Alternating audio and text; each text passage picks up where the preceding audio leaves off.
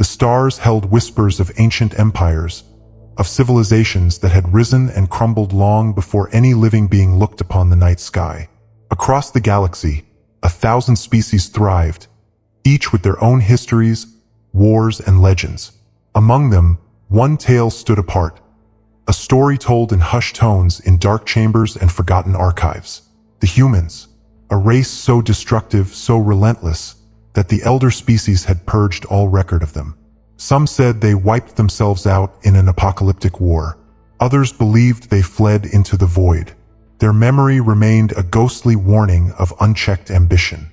For centuries, the stories faded. Great empires dismissed them as fables, mere tales to frighten young civilizations. If such creatures existed, they were long gone. Then the fleet arrived. The Dominion of Rail had ruled for millennia.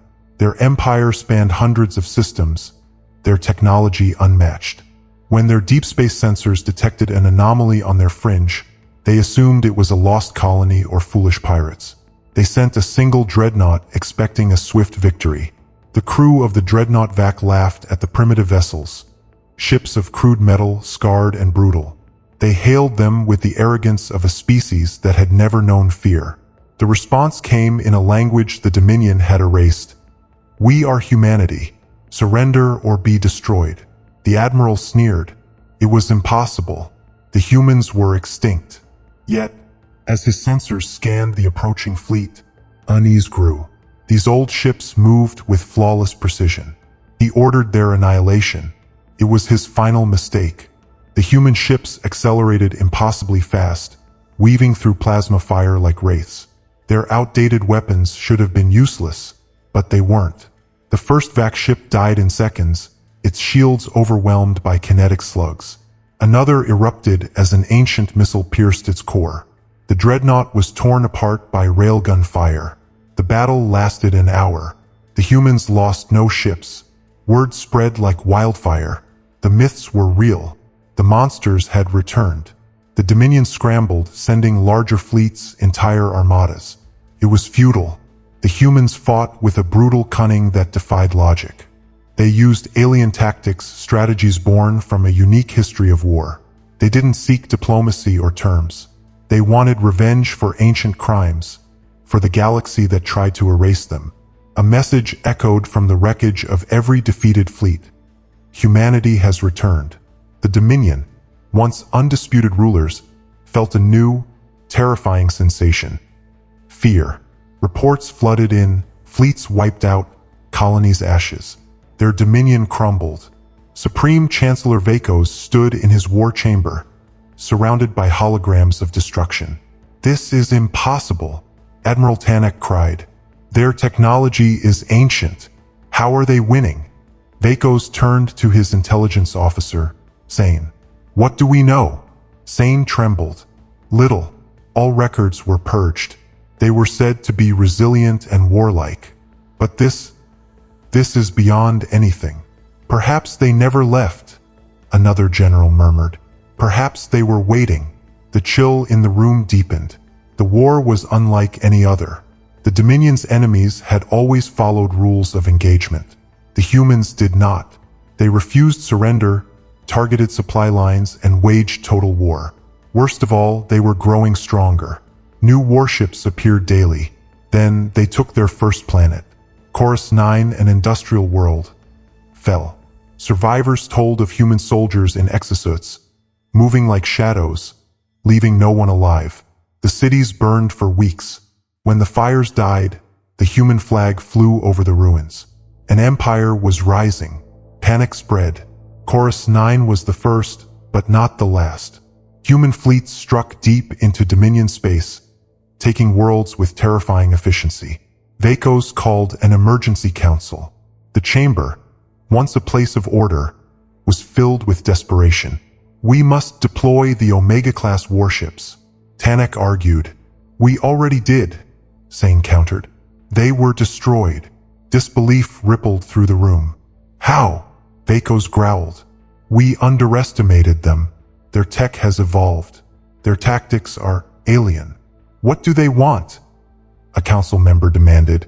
Sane hesitated. "Vengeance." The room erupted. Negotiate. They cannot be reasoned with. They will not stop until we are extinct. Vacos raised a hand. If it is vengeance they seek, we will show them why we have ruled for 1,000 years. We will burn their worlds. But his words felt hollow. For the first time, they faced an enemy that was not afraid. For humanity, this war was personal. Deep in the void, a new fleet assembled. Humanity was just beginning.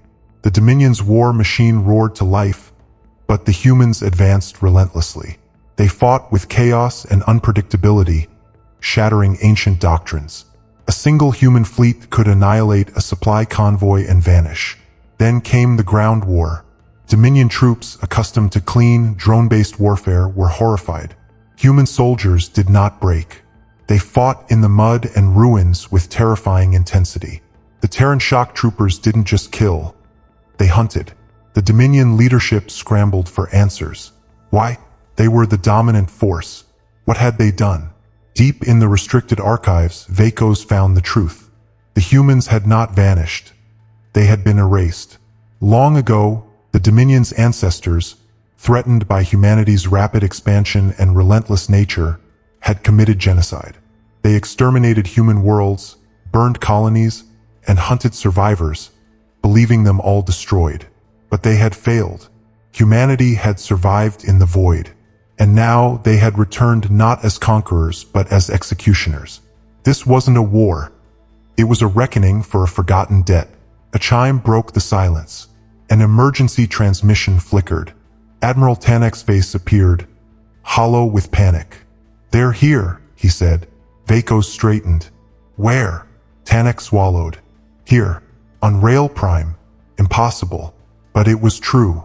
Tactical maps showed red markers descending like vengeful wraiths. Human warships had bypassed all outer defenses. They weren't here for a battle. They were here to end the war. The skies over Rail Prime turned to fire as dropships fell. Anti-air defenses were too late.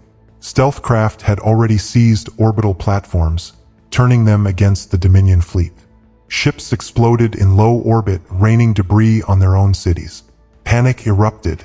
Human strike teams emerged from the smoke, crippling infrastructure with brutal efficiency. Within hours, districts fell into darkness. Vacos watched the nightmare unfold in his war room. His admirals screamed conflicting orders. It was over. "Prepare the planetary annihilation protocol," he said, calm. The room froze. "Chancellor," Sane whispered, "that will kill billions. Our own people. If we cannot have this world, neither will they," Vacos said coldly. Before the order was given, the chamber doors burst open. A figure entered, flanked by human soldiers in jet-black armor. Vacos recognized him from the archives, a descendant of the massacred race. The human walked forward, his eyes holding something worse than hate. Certainty. "What do you want?" Vacos clenched his jaw. The human smiled. "Justice." Outside, the Dominion burned. Rail Prime fell in a single night. Its towering spires stood in ruin, and over the tallest, the flag of humanity flew. The war ended not with treaties, but with silence. By dawn, the High Command was executed. The sentence for an ancient crime had been carried out. As the Seeker raced home, Gray wondered what civilization could answer a distress call with such overwhelming force. What had humanity become? Would their arrival mean salvation or a new doom?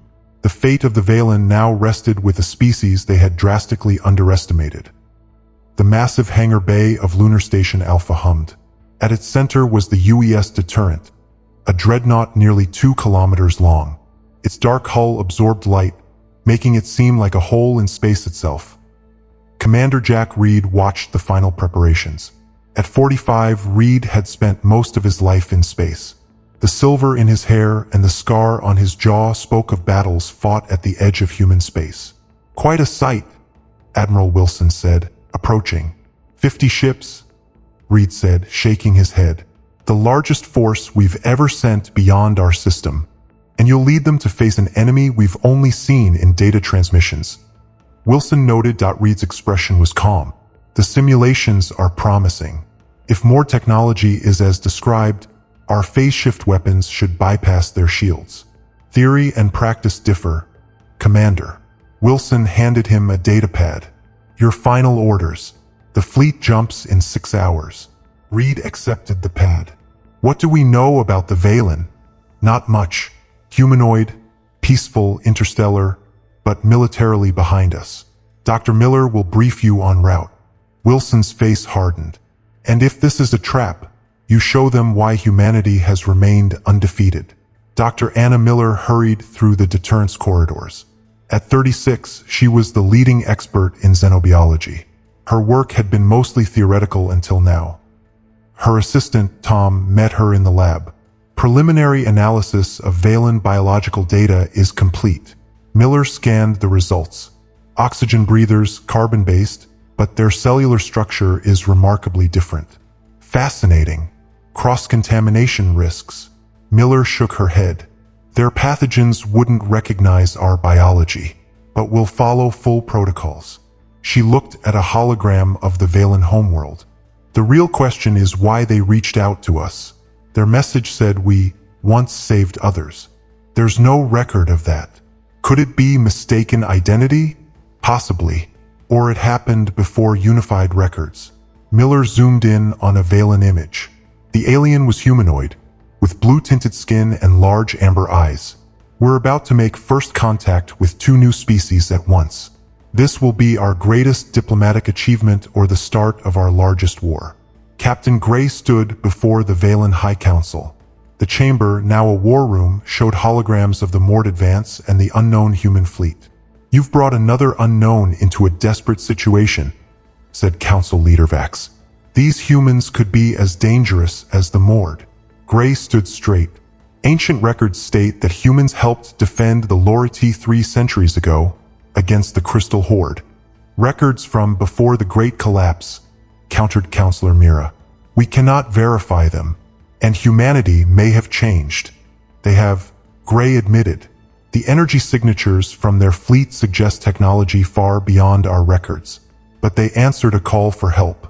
That suggests compassion remains. First Science Director Pell rushed in. New data from long-range sensors. The human fleet is massive.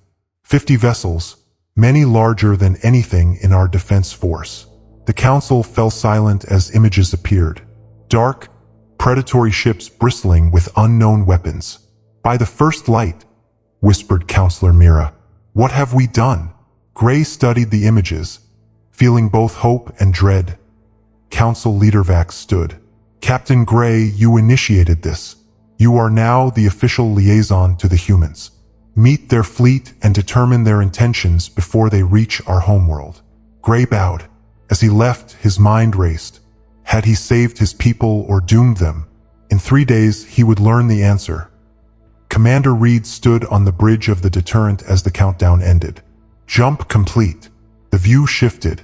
Before them was a star system, and in the distance, the blue-green glow of the Valen homeworld. Sensors detect multiple vessels approaching, reported the tactical officer. Small ships, minimal weapons. A greeting party. And the Mord. Significant fleet activity 2 light days out. They're massing for an assault. Dr. Miller stepped forward. The greeting vessels are transmitting. Reed gestured. Put it through. The screen showed a slender, blue-skinned alien with large amber eyes. Greetings, vessels from Earth. I am Captain Gray of the Valen Defense Force. We welcome you and thank you for answering our call, though we did not expect so many of you. Reed met the alien's gaze. Captain Gray, I am Commander Jack Reed of the United Earth Fleet. We received your distress call and have come to assist against the Mord Collective.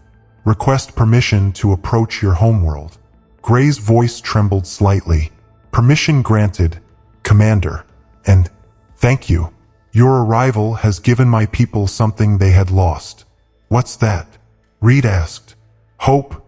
Gray replied simply. As the human fleet moved deeper, the Mord Collective adjusted their vectors, their hive mind calculating the new threat. The storm was about to break.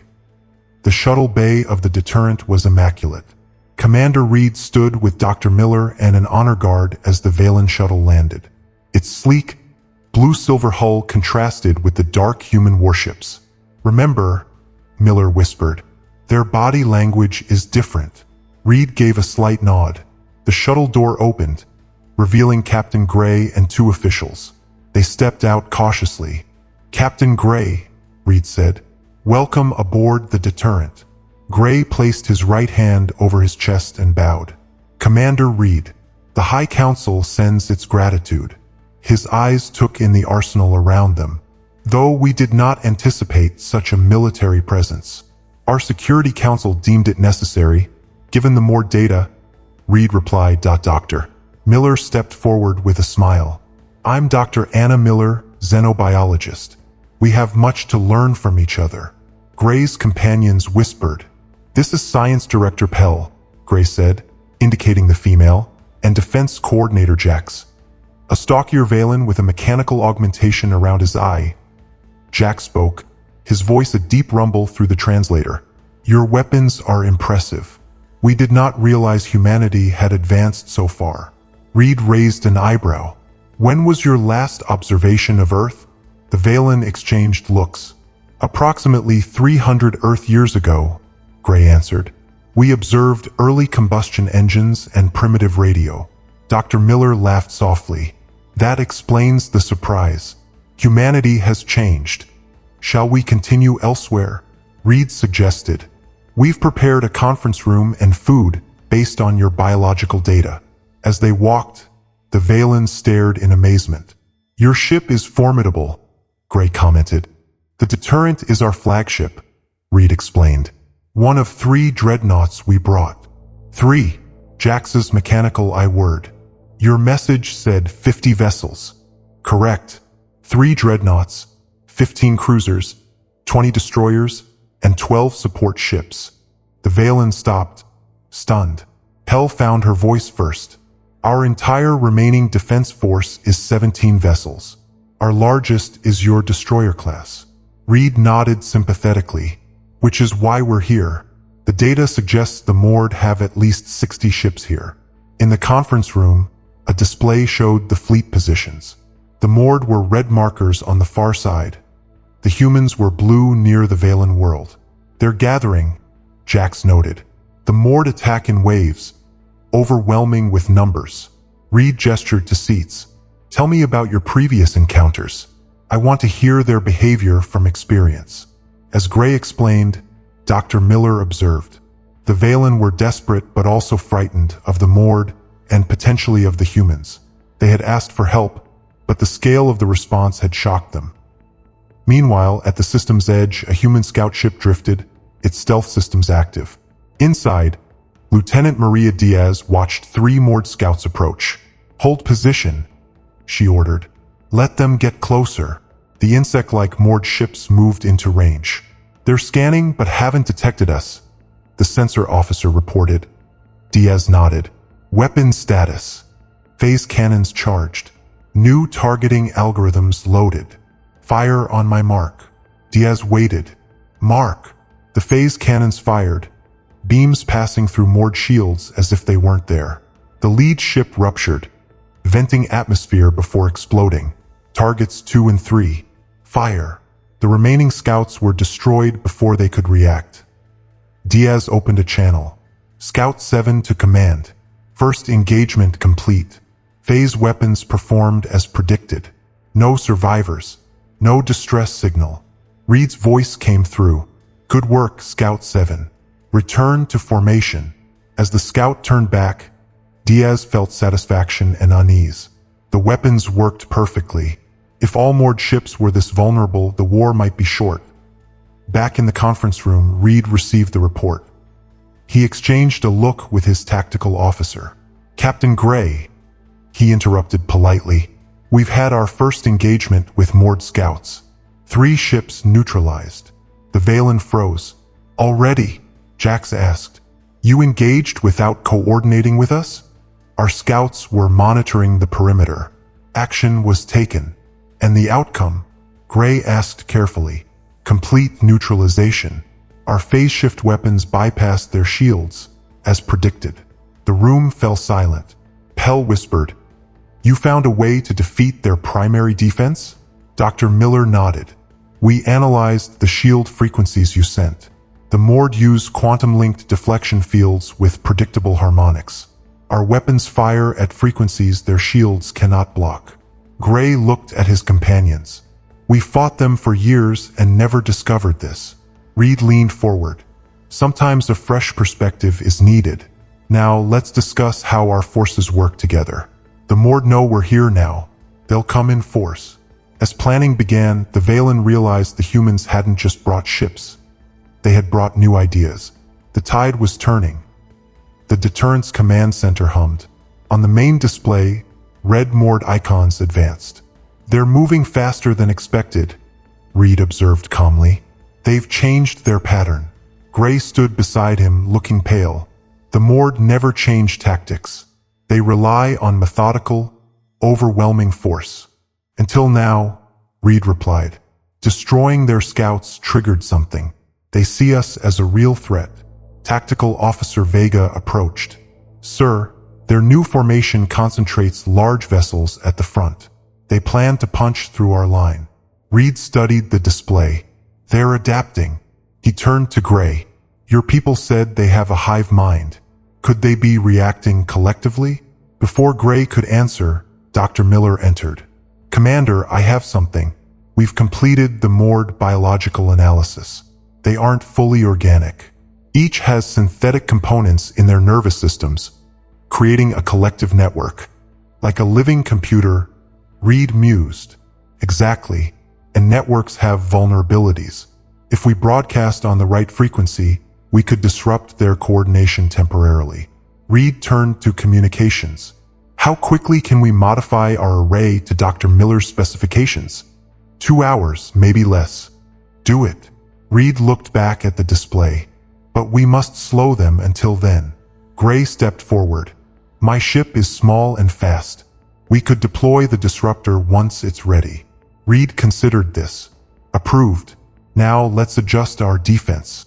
If they want to punch through, they'll pay for every meter. High above the Valen world, the human fleet formed a wide defense. Destroyers and cruisers were in front.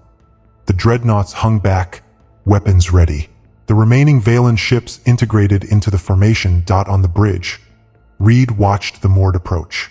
Their ships were asymmetrical, with lights pulsing across their hulls like blood. All ships report ready, communications said. Reed nodded. Fleet-wide transmission. Weapons free. Engage at optimal range. Space lit up as phase cannons fired, beams slicing through Mord shields. Several smaller ships exploded. Larger ones were damaged but advanced. They're returning fire, Vega reported. Mord plasma weapons splashed against human shields in vibrant bursts. Shield effectiveness at 87%, the defense officer said. The new harmonics are working. Reed allowed a small smile. Based on Valen data, his engineers had recalibrated their shields.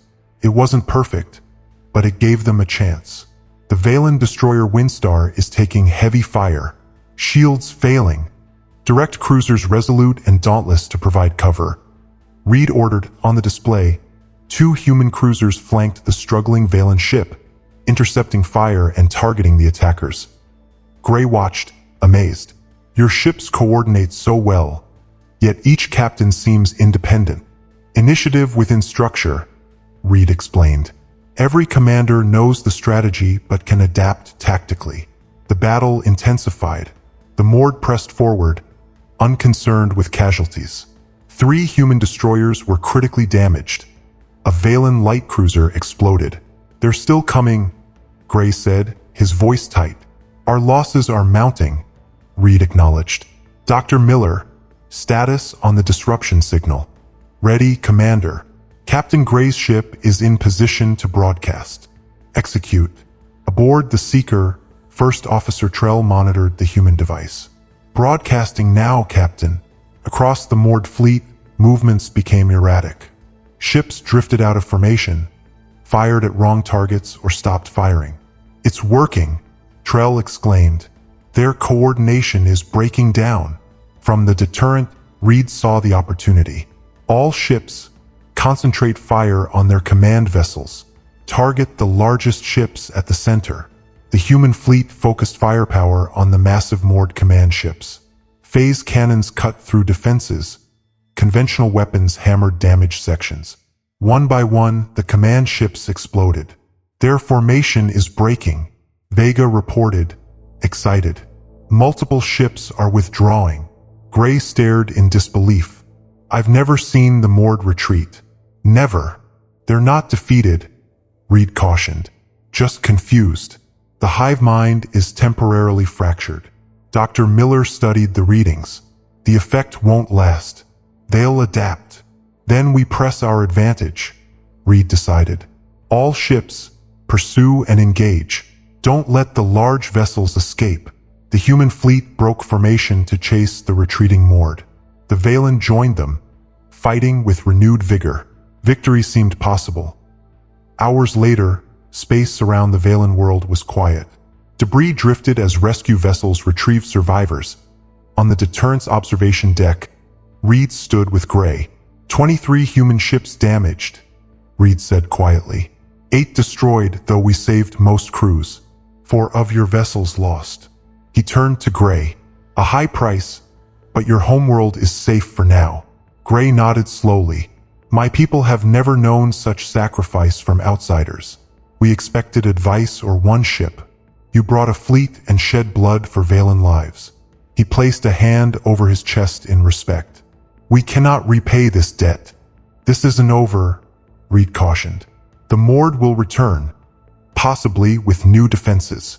But when they do, Gray said with confidence, they will find humans and Valen standing together. He looked at the stars. We thought we faced extinction alone. Now we know differently.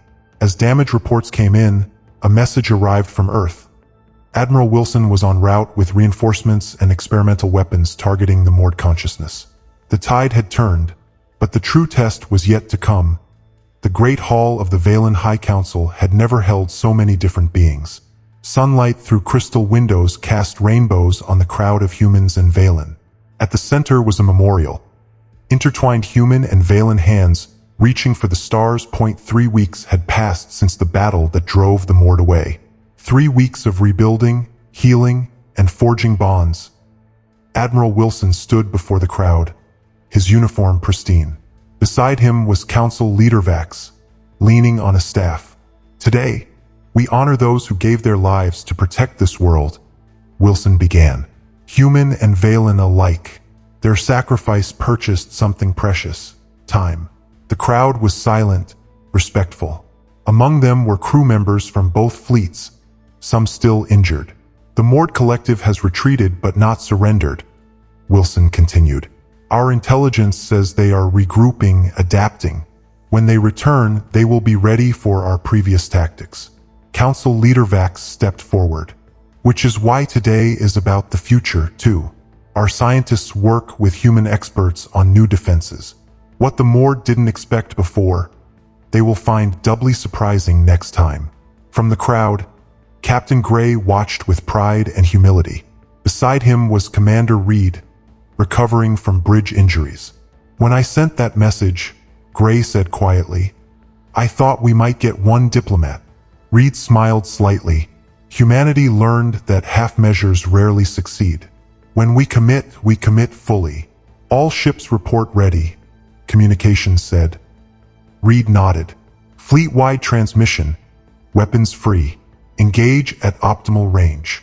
Space lit up as phase cannons fired, beams slicing through moored shields. Several smaller ships exploded. Larger ones were damaged but advanced. They're returning fire, Vega reported. Moored plasma weapons splashed against human shields in vibrant bursts. Shield effectiveness at 87%, the defense officer said. The new harmonics are working. Reed allowed a small smile. Based on Valen data, his engineers had recalibrated their shields. It wasn't perfect, but it gave them a chance. The Valen destroyer Windstar is taking heavy fire. Shields failing. Direct cruisers Resolute and Dauntless to provide cover. Reed ordered, on the display, 2 human cruisers flanked the struggling Valen ship. intercepting fire and targeting the attackers. Gray watched, amazed.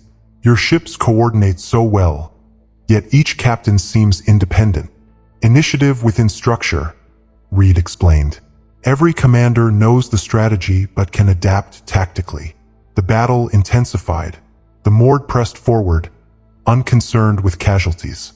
3 human destroyers were critically damaged. A Valen light cruiser exploded. They're still coming, Gray said, his voice tight. Our losses are mounting, Reed acknowledged.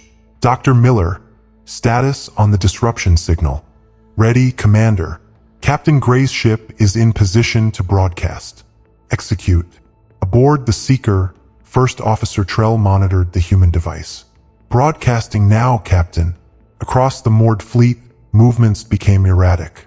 Ships drifted out of formation, fired at wrong targets, or stopped firing. It's working, Trell exclaimed. Their coordination is breaking down. From the deterrent, Reed saw the opportunity. All ships, concentrate fire on their command vessels. Target the largest ships at the center. The human fleet focused firepower on the massive moored command ships. Phase cannons cut through defenses. Conventional weapons hammered damaged sections. One by one, the command ships exploded. Their formation is breaking, Vega reported, excited. Multiple ships are withdrawing. Gray stared in disbelief. I've never seen the moored retreat. Never. They're not defeated, Reed cautioned. Just confused. The hive mind is temporarily fractured. Dr. Miller studied the readings. The effect won't last. They'll adapt. Then we press our advantage, Reed decided. All ships, pursue and engage. Don't let the large vessels escape. The human fleet broke formation to chase the retreating Mord. The Valen joined them, fighting with renewed vigor. Victory seemed possible. Hours later, space around the Valen world was quiet. Debris drifted as rescue vessels retrieved survivors. On the deterrence observation deck, Reed stood with Gray. 23 human ships damaged, Reed said quietly. 8 destroyed, though we saved most crews. 4 of your vessels lost. He turned to Gray. A high price, but your homeworld is safe for now. Gray nodded slowly. My people have never known such sacrifice from outsiders. We expected advice or one ship.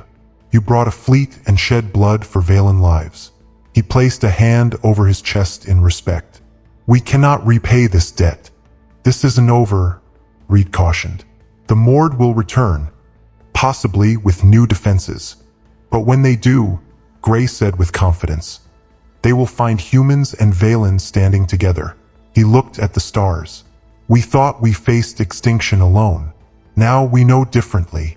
As damage reports came in, a message arrived from Earth. Admiral Wilson was en route with reinforcements and experimental weapons targeting the Mord consciousness. The tide had turned, but the true test was yet to come. The Great Hall of the Valen High Council had never held so many different beings. Sunlight through crystal windows cast rainbows on the crowd of humans and Valen. At the center was a memorial. Intertwined human and Valen hands, reaching for the stars. 3 weeks had passed since the battle that drove the Mord away.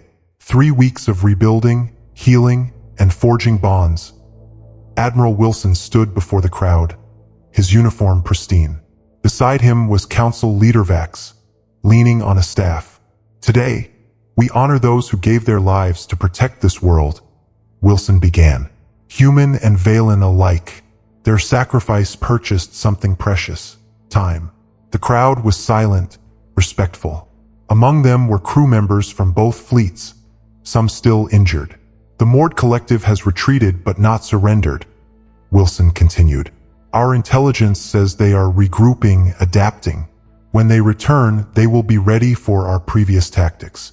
Council Leader Vax stepped forward. Which is why today is about the future, too. Our scientists work with human experts on new defenses. What the Mord didn't expect before, they will find doubly surprising next time. From the crowd, Captain Gray watched with pride and humility. Beside him was Commander Reed, recovering from bridge injuries. When I sent that message, Gray said quietly, I thought we might get one diplomat. Reed smiled slightly. Humanity learned that half measures rarely succeed. When we commit fully. A philosophy we should adopt, Gray admitted. We hoped the Mord would pass us by until it was almost too late. At the hall center, Wilson continued. Today, I am authorized to propose a formal alliance. Not just military, but a true partnership, sharing knowledge and a common vision. Council Leader Vax raised his hands. The High Council votes unanimously to accept. From this day, the Valen Confederation joins the interstellar cooperative Earth has built. Dr. Miller, with her team, smiled. This is extraordinary. Weeks ago, the Valen didn't know modern humans existed. Tom nodded. Nothing unites like a common enemy. It's more, Miller insisted. Look. Throughout the hall, humans and Valen mingled, sharing stories. An engineer and a Valen scientist gestured excitedly over engine schematics. Wilson stepped back as Vax presented medals. Among the first was Captain Gray, promoted to official liaison. For vision that reached beyond the stars, Vax proclaimed, placing a medallion on him. And the courage to seek help when all seemed lost. Gray bowed. I merely sent a message. Humanity answered with ships and brave souls willing to fight for strangers. He looked at Reed. A lesson we will never forget. Reed nodded, his eyes showing respect. That evening, Wilson stood on a balcony overlooking the Valen capital. Its graceful spires defied gravity, lit by soft blue light under twin moons. Reed joined him, moving carefully. Beautiful world. Worth protecting, Wilson agreed. And strategic. When the Mord return, this will be our forward base.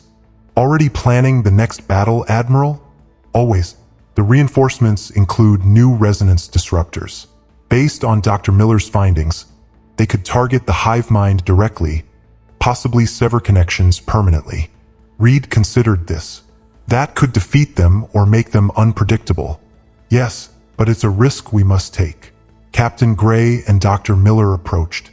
Admiral, Commander, Gray greeted. I hope we're not intruding. Not at all, Wilson said. What is it?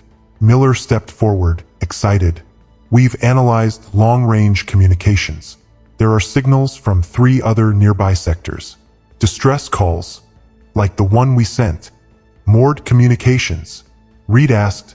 Alert. No, Gray replied. Other species who have heard what happened here. Wilson's eyebrows rose. Word travels fast. The Mord have expanded for decades, Gray explained. Many civilizations are in their path. Until now, resistance seemed futile. But after this, hope spreads. They've learned that humanity answers calls for help. Miller finished. Wilson looked at the alien city, then at the stars. Each one might hold life, cultures, people facing their own darkness. Then we have work to do. Commander Reed, prepare a report for Earth. We'll need more ships and personnel. Reed nodded. The Mord won't expect us to expand while they regroup. Exactly. Wilson turned to Gray. Captain, would the Valen send representatives with us to these systems? New allies might respond better to a diverse delegation. Gray placed a hand over his chest. My people would be honored. We called for help and received it. Now we can do the same for others. A flight of ships passed overhead. Human angular shapes flying with sleek Valen craft, rising together into the night. When the Mord fled, Gray said softly, a philosopher said, in calling to the stars for salvation, we never imagined the stars would answer so thunderously. Miller smiled. That's humanity. We make an entrance. The 4 watched the patrol ships disappear, carrying the promise of protection. What began as a desperate call had transformed. The aliens had called for help, expecting a whisper. Instead, a fleet arrived, and with it, a future none could have imagined.